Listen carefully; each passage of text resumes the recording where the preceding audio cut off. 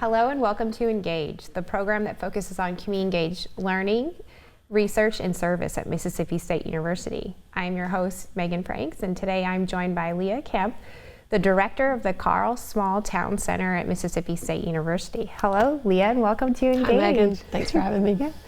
So I'm really excited to learn more about the Carl Small Town Center, the work that you're doing throughout communities in Mississippi. Before we dive into that, learn more about you and how you came to Mississippi State and how you find yourself now as the director of the Carl Small Town Center. I actually didn't have a very far path to take because I actually grew up here in Starkville. But I went away to school and got my master's in architecture and found myself back at the university and was really interested in having a career in public interest design, not maybe such a typical venue for an architect, but the Small Town Center has allowed me to do that. So I started there as an intern and have been the assistant director and now the director for the past couple of years. And so kind of an overview of what Carl Small Town Center does in communities. Yeah, so it's kind of a mouthful. It's the Carl Small Town Center. Right. We were endowed in 2004 by Fred Carl, the former CEO of Viking Range. And so we focus on small town issues. So we're the Small Town Center endowed by Fred Carl Jr. And we focus on design and planning services for communities throughout the entire state of Mississippi. So we have a really large territory to cover, but it's a great challenge. We provide services. We're not limited in what we can provide, but we do things like downtown revitalizations, master planning, and that can be on a neighborhood scale or a community-wide scale or county scale. We do design education for elected officials and teach them about the value of the services that we can provide and how it affects their economic development in the community. So a lot of what we do is really through the lens of economic development and helping communities revive themselves. So it's not just kind of a beautification of the communities, but really tackling bigger issues through design and planning tools. And there's faculty involved, staff involved, students as well. Right, so we partner with faculty on different projects. We can teach in the School of Architecture. We're actually housed in the School of Architecture. And so we partner with faculty and students there. We actually teach a class each spring called the Create Common Ground class, and that is sponsored through the Create Foundation of Northeast Mississippi. And in that class, we go to a community each year, one specific community, and students learn about community engagement methodologies, and we focus on a specific project. And so that's a really exciting component of what we do as well. We also hire students to work on our projects, and so they have the value of working with community members directly. We go and have town hall meetings and that sort of thing, and so we partner with the School of Architecture and the university in a number of different ways with faculty, students, and staff. That's great. And so what are some of the recent partnerships that have come out of the center and some of the results of those? Sure. Recently we've worked with InSpark here on campus, and so we've partnered with them to do a comprehensive master plan for Ripley and Tippah County. And that was a really unique partnership because we tested out a methodology that we had never done before and a new partnership that we'd never done. And so we have the design and planning expertise in the center, but InSpark has the expertise for gathering data and applying that to specific projects. And so what we did was talk to Ripley about some ideas and projects that they wanted to see happen. For instance, we talked about, or we made a recommendation that they renovate their upstairs or upper floor housing units downtown. And we partnered with InSpark to look at those numbers and say, if they actually renovated those upper floor units, this is the economic value that Ripley could have. And so it would create this many jobs and that sort of thing. So we were able to back up our planning recommendations for the community and give the leaders in the community and residents some momentum to actually start projects like that. a lot of times as designers and planners, we make recommendations and then the community isn't sure where to go with that and really what value it can bring to their community. And so that partnership on the Ripley project allowed us to make those concrete recommendations that they could move forward on. And we recently won a national award for that project, for that unique partnership. Right. And I was reading some of the feedback from the agency on the specifically on the Ripley project and talking about the benefits to community.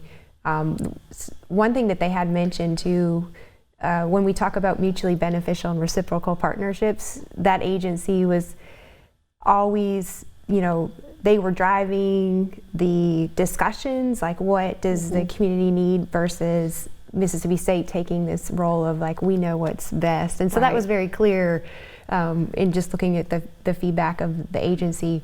Can you speak further to some of the benefits of that project for our institution, for our students? I know our students were heavily involved in that as well. Yeah, our staff. I think it's a great benefit to the university because we learn about how we can partner with one another and trying out new methodologies. And I think that was what was exciting about that project and really every project we undertake, especially talking about community engagement. I mean, I think that is an opportunity, especially when we work with our students on projects, to try out new methodologies of engagement.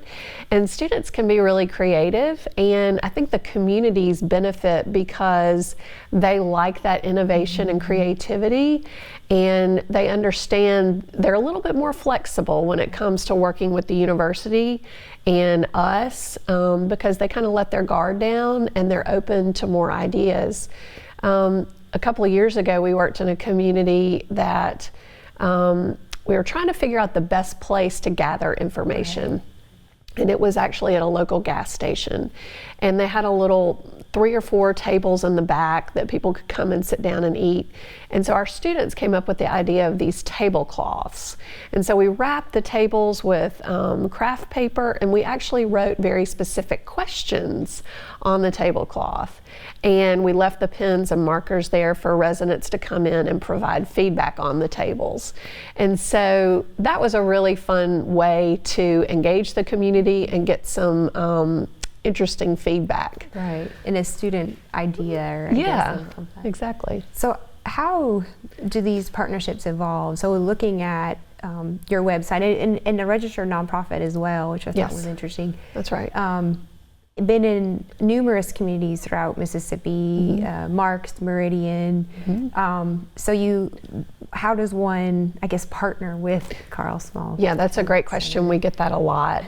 So the best way is to contact us, me directly. We've got a link on our website, phone and email and all that normal stuff. But, we really try and find a way to partner with a community if they have an idea. And so our services, unfortunately, are not pro bono, and so we do have to cover the cost of our time and travel. But what we do is provide opportunities to help a community write a grant to pay for our services, or sometimes there's a matching opportunity. If the community has some funding in place, they can hire us directly. So there are a number of different ways to make a partnership work, and we're always willing to find a way to do that. So a community, contacts you for this potential partnership. So how does it kind of evolve after that? Well, I think it really depends on the nature of the project. Yeah, but we'll ascertain the types of the scope of work and how many staff and students we'll need on the project, and then actually go and meet with the community in their community and get some feedback on what they'd like to do before we get started. And so what are any kind of future in the works things that are coming up? that Oh, you yeah. can. Some proprietary, no, just kidding. We've actually been starting a project and another partnership with CAVS here on campus and a professor, Silvina Lopez Barrera, in the School of Architecture, and we are developing new software to use in our engagement meetings. Oh. And so we've piloted this recently in Byram. And so we brought 10 iPads to the community, and we had them show us where they would like to see new bike paths, new recreational activities. So it's very specific software that we're developing and testing out. So that's kind of one new thing in the works. Right. I guess advice for our staff, for faculty, or even students when they're engaged in communities. What advice would you give them about creating these reciprocal partnerships? Clearly, you all have created some very strong partnerships. Yeah, I think keep an open mind and try lots of different things. Right. So, and I think that applies to a lot of community engagement work that we do, really thinking about opening yourself up to, what works with one community or one partnership doesn't necessarily work for another one. And so keeping your mind open to different options, and if something doesn't work, try it again. Right. Try something else.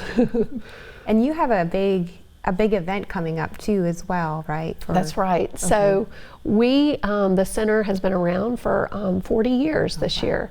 And we're very excited about celebrating our history across the state and these 40 years of working in communities around the state. And so October 7th, 2019, we are going to host a celebration of the 40th anniversary as well as a small town summit.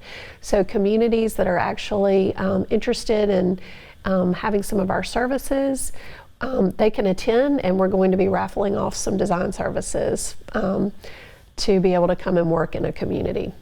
And where is that going to? It's going to be at the School of Architecture. Architecture. That's right, okay. October 7th. Okay, great. So awesome. Yes. So anything else you'd like to add for this session today? No, I appreciate you doing the program and having me aboard. Awesome. Well, that concludes our session today of Engaged. So until next time, go forth, do good things, and get involved in your local community. Thanks so much.